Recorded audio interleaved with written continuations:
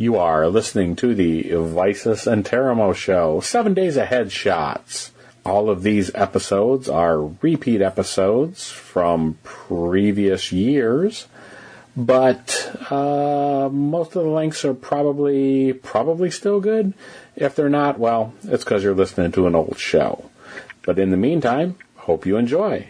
And as always, thanks to our patrons, our current patrons, are at Lonely Bob, Big Al V, and Golda Fish.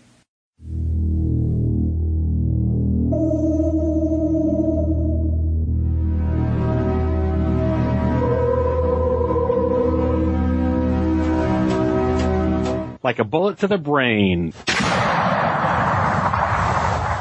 It's Headshots, presented to you by Vicis and Interimo. Well, are you ready for this headshot? Sure. All right. I'm just going to jump right in here. Jump on in there. All right, here we go. Start by telling us what the heck is a headshot. Headshot is intended to be just a 5-minute podcast, something new, unique, maybe old, maybe a little bit of both. Just a 5-minute headshot.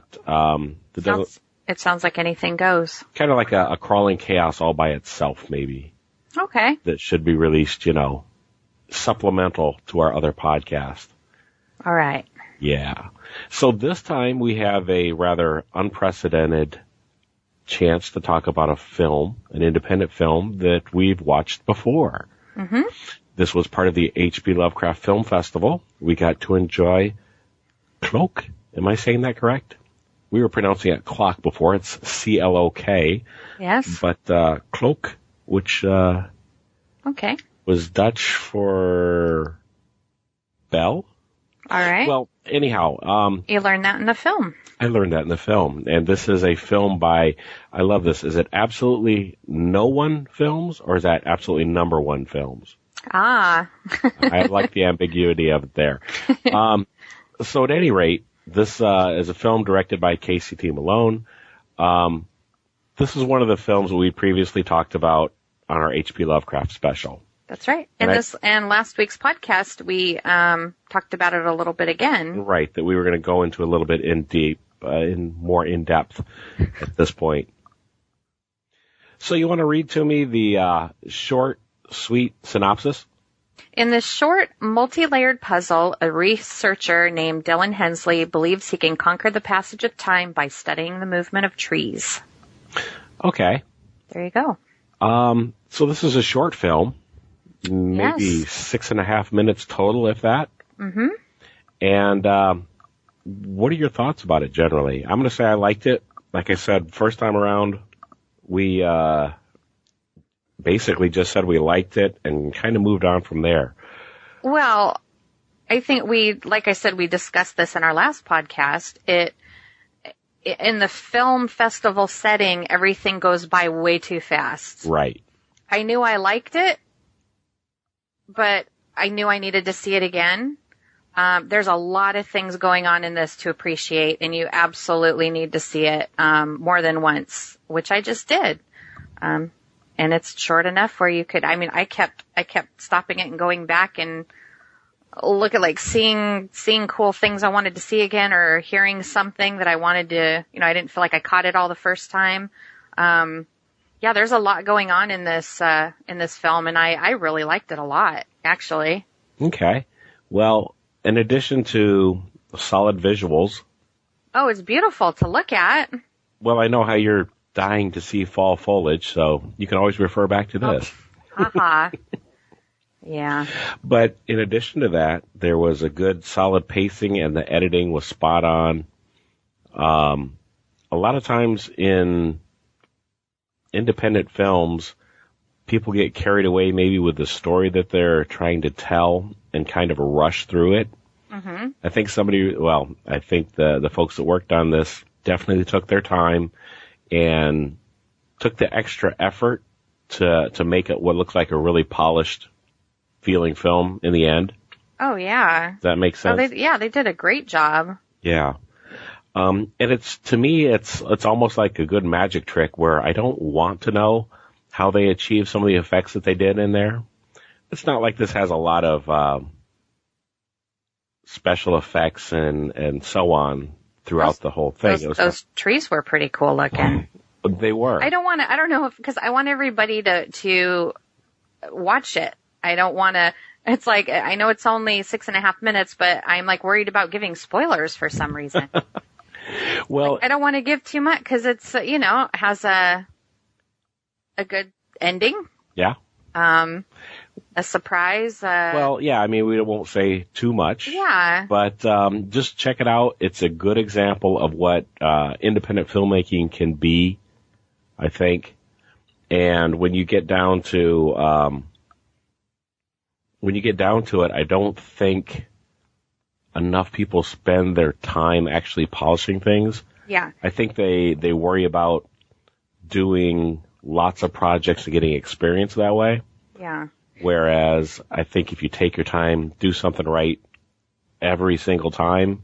Well, that's the thing. You could see the thoughtfulness in it. And one of my complaints, if I remember correctly, from this last film festival was a lot of the films to me were very unnecessarily long. Right. There's a time and place for long and big, long, stretched out, quiet, ambient moments, or however you want to say it. Mm-hmm. But there was a lot of that going on. That's why this one was like, there was a lot going on and it was so brief. Well, and that's kind of what I remembered most about it. Right. One of my first notes in getting ready for this was solid editing, on the beat, good pacing. And despite the fact that you're listening to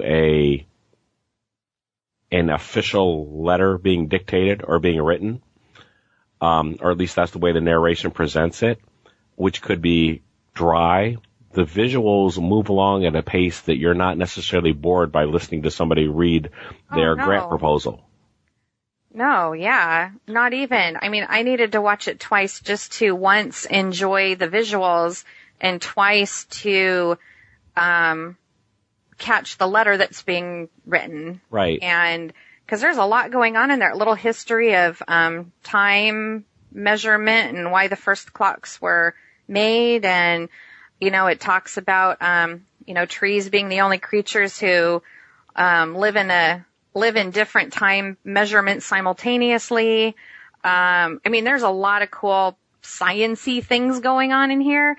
So I kept going like, wait, what? I didn't catch that. So I'd have to go, just cause I read the same way. When I'm reading a book, I will go back and read something 3 times just cause I really want to absorb it. Right. I'm not saying it was so difficult to understand you have to keep going back. That's just me and my personal weirdness, I guess. But I was like, wow, I really like what he said there. I want to make sure I really got it and absorbed it. So I found myself going back, and I will probably watch it a few more times.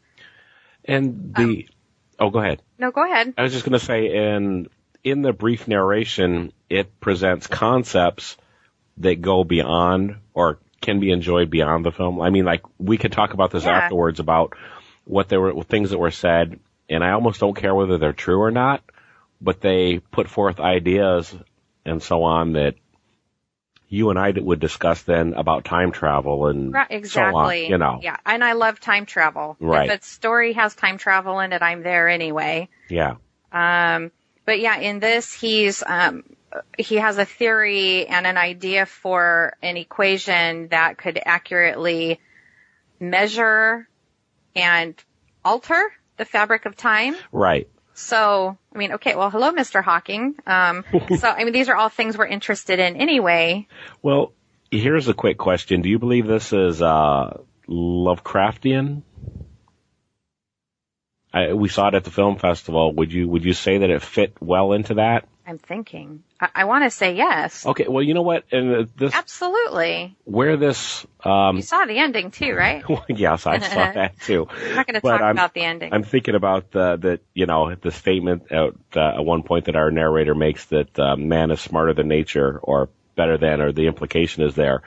But what it reminded me of, and I'm not exactly sure why, but just listening to this, it reminded me of H.P. Lovecraft's one fragment that I enjoyed so much, the book by H.P. Lovecraft. Short, brief, and you don't really know everything that's going on, so there's room for speculation. Right. With this, you get a chance to watch it, and you get a chance to then speculate on what's going on, what happened, what was going on for those other scenes where it didn't necessarily match the narration. Okay. You know, so I'm just saying that, I'm saying that we enjoy it. And people should check it out. Yes. Yeah. And nothingness is simply a lack of imagination.